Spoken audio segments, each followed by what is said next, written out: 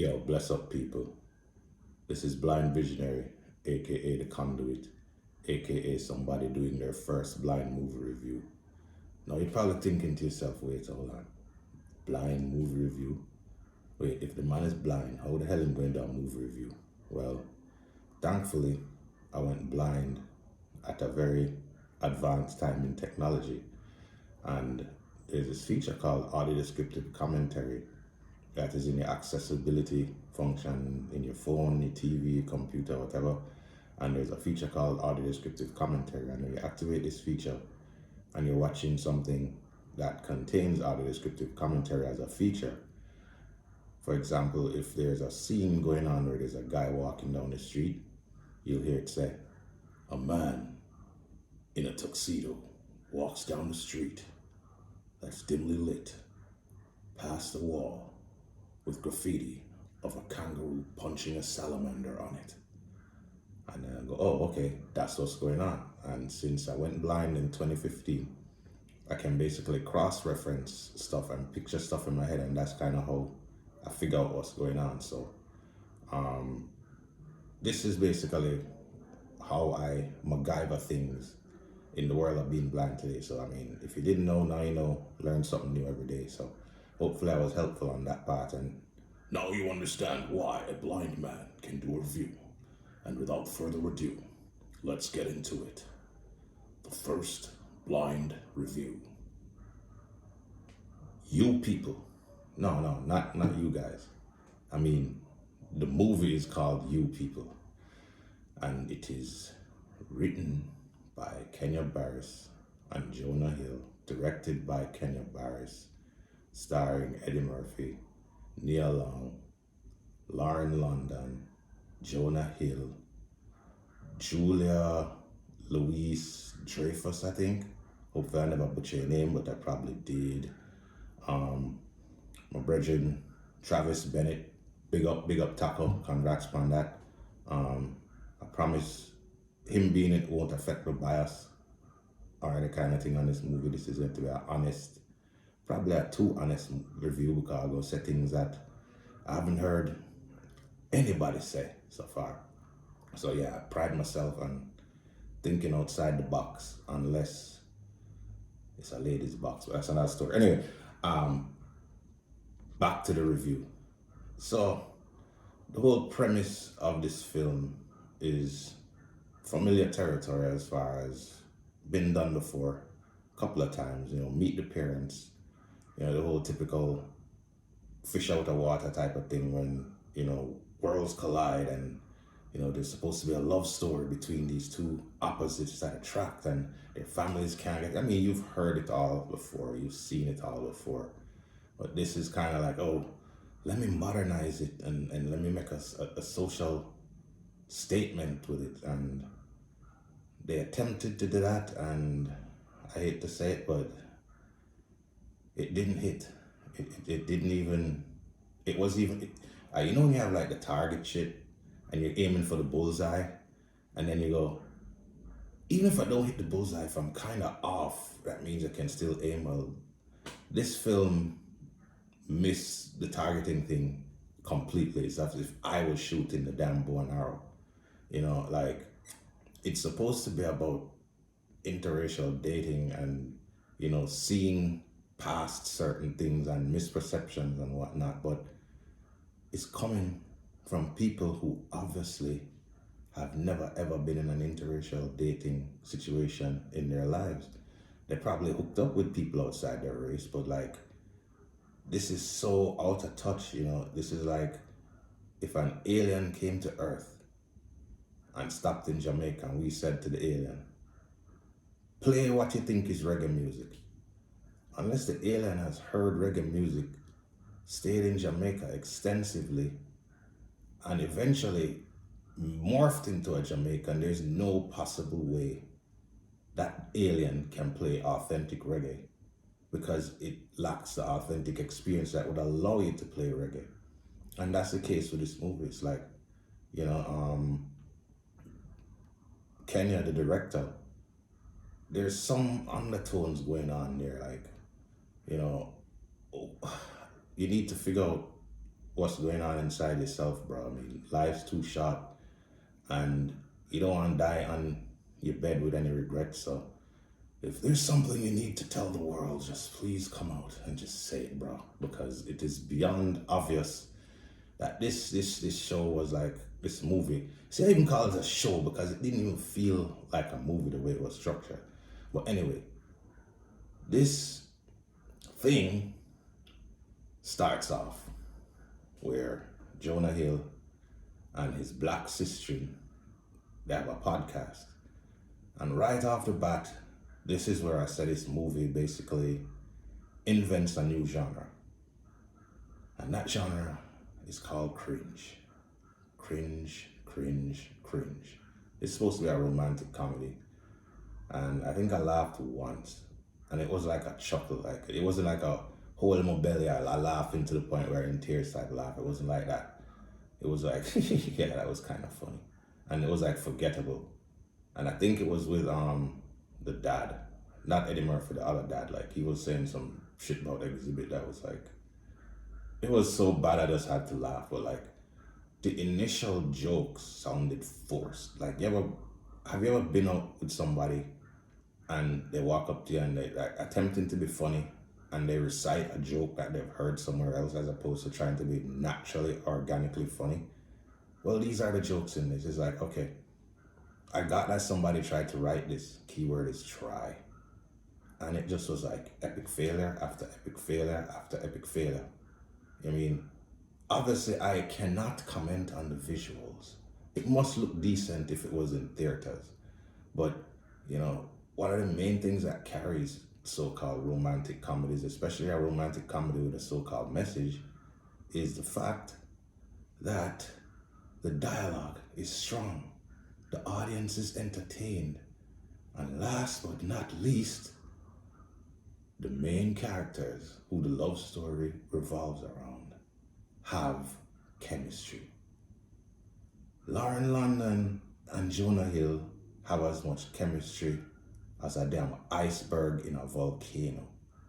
Like, and big up to Jonah Hill. I mean, you have your significance, but unfortunately your significance is very, very limited, and it's definitely not like, you look out of touch, like somebody without arms trying to feel a big ass or something. Like, bro, I mean, you don't need to be doing anything like this ever, ever, ever again, please.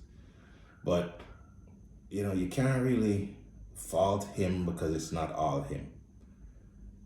Kenya Barris has a lot to do with the fact that, you know, his past is cemented in Blackish, which was a major TV show. But it's like, it seems like he has some sort of reflex muscle that's involuntary, that's going on, that's having him crank out what seems to be a damn TV show / sitcom when it's supposed to be a movie. Like, it can't make up its mind, and like everything falls flat to the point where, okay, the way the two main characters meet,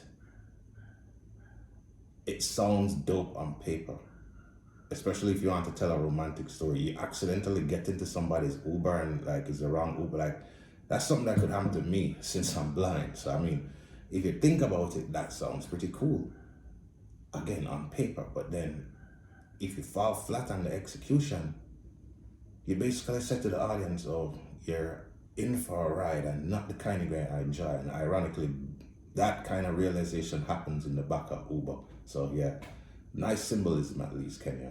Great. But anyway, it kind of develops to where there's no development. All of a sudden, they go, okay, we might like each other. Then, oh, we have alleged chemistry. Then, oh, okay, we're dating. And then they go on their date at freaking Roscoe's Chicken and Waffles. Like, how stereotypical can you be? Like, as a black person who lived in LA for 8 years, I think I ate at Roscoe's Chicken and Waffles 3 times. And 2 of those 3 times was on the strength of some tourist shit. Like the first time I went because I had to check out the legendary Roscoe's Chicken and Waffles. Second time I took somebody. Third time involved a bet. That's all I'm gonna say.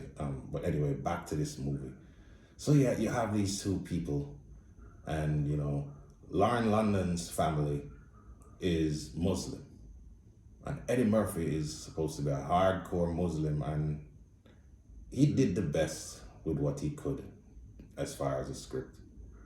So did everybody else in the cast. But it's like, if you're tasked to make Filet Mignon, it's really hard to do that when you're given turds and puke to work with. So God bless everybody's soul. But anyway, yeah, Eddie Murphy's character, first of all, like, I love how black people like to talk about we don't like to be stereotyped. And then y'all gonna name the damn Muslim character Akbar Muhammad. Like, wow, really, people? So anyway, this movie chugs along like this review, where, you know, you have the inevitable, let's introduce my wonderful girlfriend to my parents.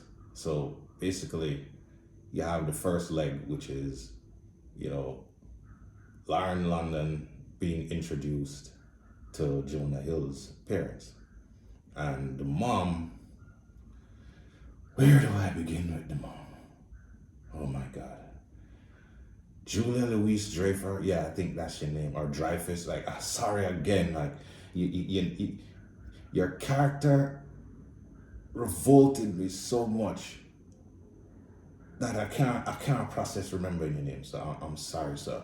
From now on, I'm just going to call you the Seinfeld chick. Anyway, yeah, so like her dialogue is like stabbing, shagging pins into my eyeballs as far as cringe. Like, that probably would hurt less.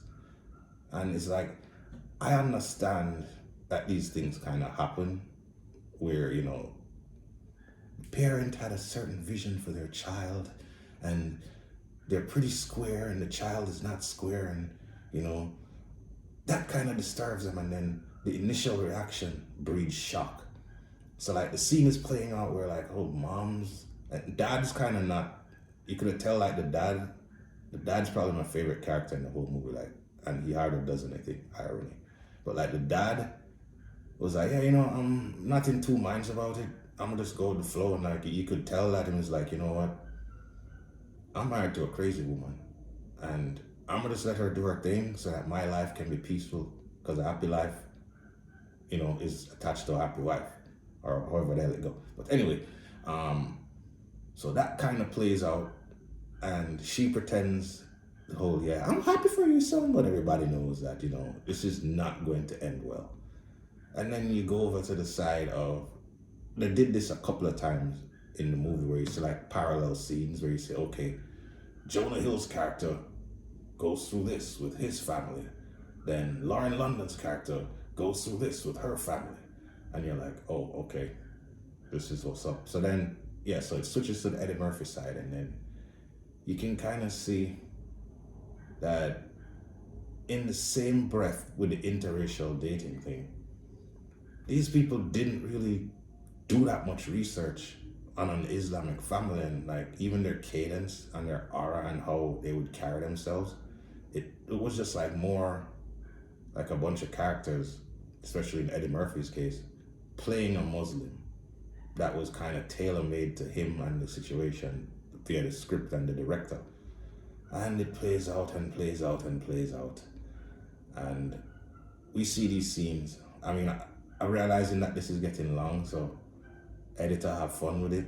And, you know, anyway, remember this is my first review, so people online, have mercy with me. See? Anyway, back to what I'm saying. It continues on and on and on with these cringy scenes after these cringy scenes where basically the parents are trying to sabotage this whole thing. And you know how like in the whole, a bunch of those movies that are like this, where the father especially would try to intimidate the kid or give him like some trials of fire to prove that you must marry my daughter type shit. Well, like, the version of that with Eddie Murphy and Jonah Hill, like, at one point, they kind of putting a little, like, I don't know if I'd call it a nod more than like a headbutt to White Men Can't Jump, where they had like Jonah Hill got to the hood and got to like a hood court and school a bunch of black dudes in basketball, which is like, I would drive a car up the road with cars parked on both sides of the road properly without hitting anything before you can convince me Jonah Hill has skills in basketball. That is my story, and I'm sticking to it. Then you have him taking Jonah Hill to a barbershop. That's a Crip barbershop where him wearing a red hoodie. And if that scene was shot properly, even if it's in a comedy type of setting like this, it could have been executed very, very like dramatic, where there's like some sort of tension. Because in reality, anybody who's been to LA knows that is no fucking thing to kind of think lightly about, as far as the whole color thing and, you know, going in the wrong hood, wearing the wrong, like, that is not over exaggerated. That is legit. And like, you know, to say that, okay, this is an accurate depiction of LA, this is an accurate depiction of interracial courting interaction and all that, it is as real as Cardi B's tatas, you know, seriously. And at the end of the friggin' day, as someone who has been in extensive interracial relationships, I'm deeply offended, you know, because it's completely disconnected, completely inaccurate, and completely out of touch. And like, I can tell that a lot of the other people who kind of like this movie have probably never been in a long-term relationship with somebody outside their race and have had to deal with the things that they touch on in this movie. Like, I'm not discrediting what they touched on in this movie, because these things do exist, but it's coming from a place of somebody who is going off hearsay and who kind of stood on the sidelines and was like on the outside looking in, as opposed to somebody who had that direct experience and is expressing themselves through creativity.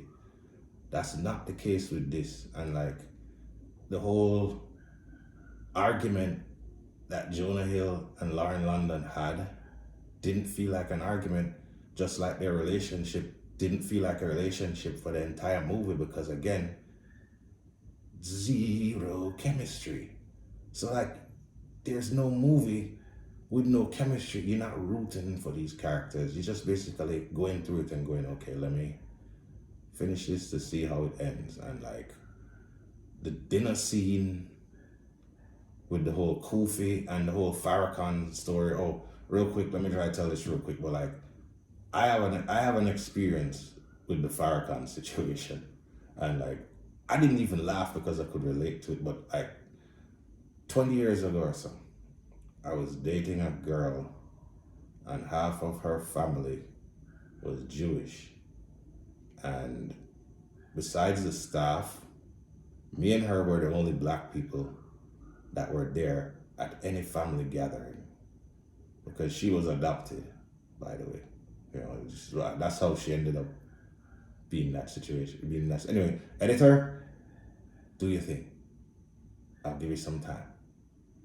All right. So anyway, one day, I think it was in fall of 2000, there was, I don't know what it was. I believe it was the second Million Man March or some shit was going on. And Farrakhan was giving a speech. And at the time, I was, 21? So I wasn't socially conscious. I didn't know who Farrakhan exactly was. And like, I didn't know the drama between, you know, the Muslims and the Jews. I had no earthly clue. And, you know, I feel completely differently about Farrakhan now because I know who he is, and not going to get into that into this review. But anyway, I say that to say this. He did say some valid things that were universal truth. So I was actually inspired by some of the things that he said that I agreed with. So me being the naive person that I am, right? Remember what I just told you. So me being the naive person that I am, I tell myself, I'm inspired. Let me go and spread my inspiration and inspire other people. So I walk out into the dining room where the majority of my ex's family is gathered. And I said, oh my God, I'm so uplifted right now. I just saw this awesome speech by Farrakhan. You guys should watch it. Yeah, yeah, like, when you naively just walk right into a landmine and just go, I didn't know at the time the significance of what I just did, but needless to say, her parents kept her from me mysteriously a couple of months after that, and we weren't together anymore. So the whole tension thing between that aspect is something I can completely understand with hindsight. One thing it never really touched on is the awkwardness of A, the two families interacting, and B, how each individual on each side feels like a fish out of water when they're outnumbered, when they have like either the entire family against them or like the entire family plus the entire race that they're not a part of. And it's like, I mean, it would have been good if the film could touch on how intimidating that can be. Like, I don't care how brave you are, like you get into that situation where you're dating outside your race and then you basically outnumbered and you feel like you're dog food to a bunch of hungry, hounds, then yeah, like it didn't portray that.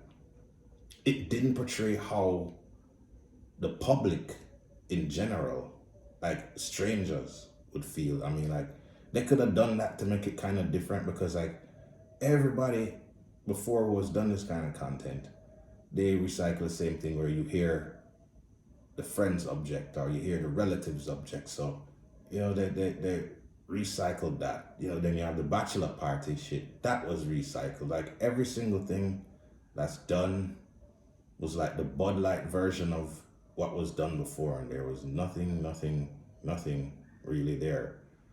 And all of this leads to an ending that honestly it could have been worse, in all fairness.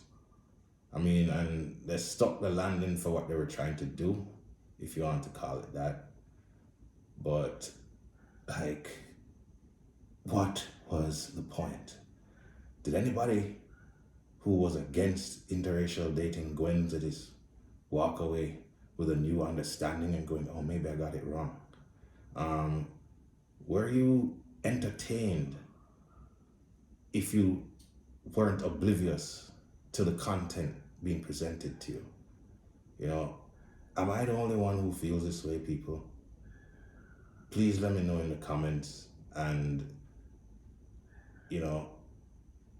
come at me with your objections to what I'm saying. But don't come at me with insults because I'm not going to pay no mind. I'm a grown ass man and I don't deal with high school shit.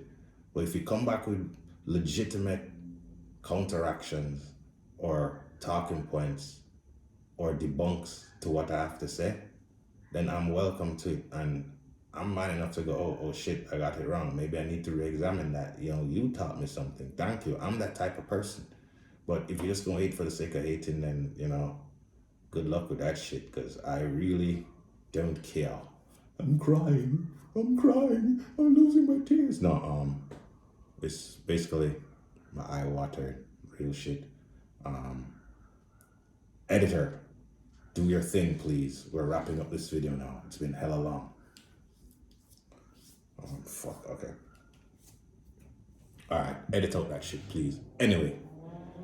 Alright, so, I think I've spoken in depth long enough, and you get my point, and I think you kind of get a gist of the style of my review. Like, I don't hold punches. I'm going to tell it to you straight with no chasers, despite me being blind. I can still talk shit, and I just proved it to you. Anyway, if you like shallow, pointless, out of touch comedy that, it doesn't really take that much intellect to get you to laugh, then you'd probably like this movie. If you want something to do while you're inebriated, you'd probably like this movie. If you have no idea what it's like to be in an interracial relationship or to deal with your partner's family, then you might like this movie. Other people will see it for what it is. Something coming from a director and a writer who's crying for help subliminally. But in all fairness, the black community wouldn't let him have the end of it. So I can kind of understand his plight and, him crying out for help. Like, this is, between this and the rest of the content that he's done for the most part, the interracial undertone is more obvious than my Jamaican accent. So I feel it for the brother. But I believe there's redemption. And, every road, no matter how smooth, has a pothole. So this is a pothole, and guess what? Potholes can be patched. So, maybe this is a teachable moment. I don't know. But anyway, ladies and gentlemen, this has been my very lengthy, very in-depth first review of You People. Hopefully, this actually has some significance to anybody. And most importantly, hopefully I was in the frame of the damn camera. Because if that's not the case, that would suck. Anyway, bless up, people. Thanks for listening. Respect. I have spoken. Fuck, okay. Stop recording video.